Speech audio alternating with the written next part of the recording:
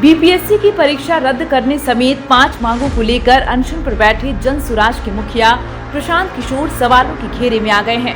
पीके पर जहां आंदोलन हाईजैक करने की कोशिश का आरोप लग रहा है, वहीं उन पर अपने ही पुराने बयानों से मुकरने का आरोप लग रहा है।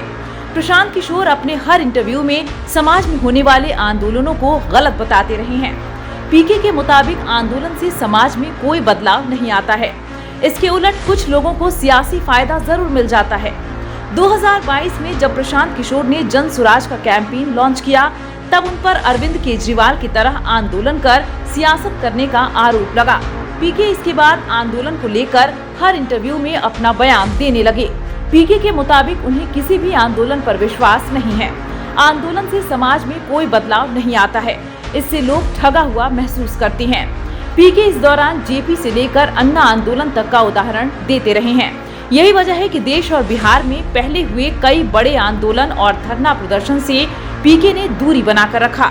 बिहार के सियासी गलियारों में यही सवाल उठ रहा है कि आंदोलन के मुखर विरोधी प्रशांत किशोर आखिर अनशन पर क्यों बैठ गए हैं, वो भी उस मसले को लेकर जिसमें उन पर कई गंभीर आरोप लगे हैं। दरअसल बीपीएससी की परीक्षा रद्द होने को लेकर आंदोलन कर रहे अभ्यर्थियों ने हाल ही में पीके पर आंदोलन को हाईजैक की कोशिश का आरोप लगाया था। अभ्यर्थियों का यह भी कहना था कि पीके आंदोलन में अपना चेहरा चमका ले रहे हैं, लेकिन जब पुलिस लाठीचार्ज करती है तो वे वहां से निकल जाते हैं। पटना में बीपीएससी प्रदर्शनकारियों पर बिहार पुलिस ने हाल ही में लाठीचार्ज कर दिया था। इस लाठीचार्ज के बाद पीके पर सवाल उठे थे। सांसद पप्पू यादव से लेकर आरजेडी के कई बड़े नेताओं ने आंदोलन में पीके की भूमिका को लेकर सवाल उठाया था। आंदोलन से जुड़े पीके के 2 वीडियो भी वायरल हुए थे, जिसमें वे अभ्यर्थियों से उलझ रहे थे। कहा जा रहा है कि इसके बाद आंदोलन की धार कमजोर पड़ गई। पीके अब अपने अनशन के जरिए राजनीतिक क्रेडिबिलिटी वापस पाने की कवायद में जुटे हैं। अनशन कर इस मसले को पीके नए सिरे से खुद के इर्द गिर्द ही रखना चाह रहे हैं। बीपीएससी के मुद्दे पर बिहार सरकार पहले से बैकफुट पर है।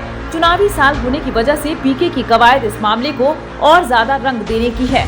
पीके के करीबी लोगों का कहना है कि सरकार इस मसले पर अगर बैकफुट पर जाती है तो इसे प्रशांत अपनी जीत दिखा सकते हैं, जिसका फायदा उन्हें आने वाले चुनाव में हो सकता है।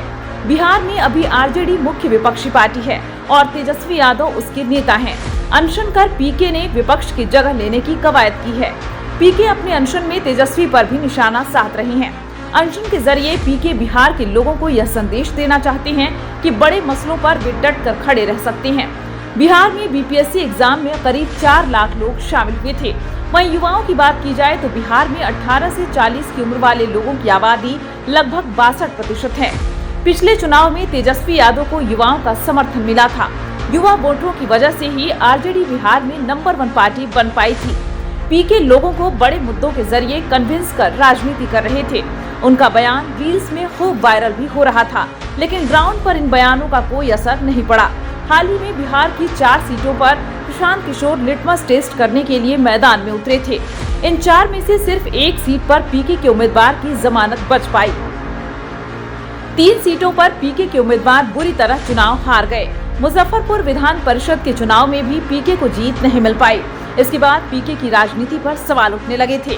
कहा जा रहा है कि इन्हीं वजहों से पीके ने अपनी राजनीति में बदलाव किया है। अनशन कर पीके बिहार की जनता का सिंपैथी बटोरना चाहते हैं।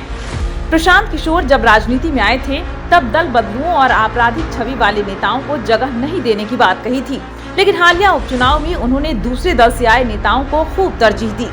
इसके अलावा पीके ने आपराधिक छवि वाले नेताओं को भी टिकट दिया। प्रशांत ने जब बिहार में अपनी राजनीति की शुरुआत की थी तब उन्होंने पार्टी के संविधान में नेताओं के लिए न्यूनतम अहर्ता रखने की बात कही थी, लेकिन संविधान में ऐसी कोई व्यवस्था नहीं की गई।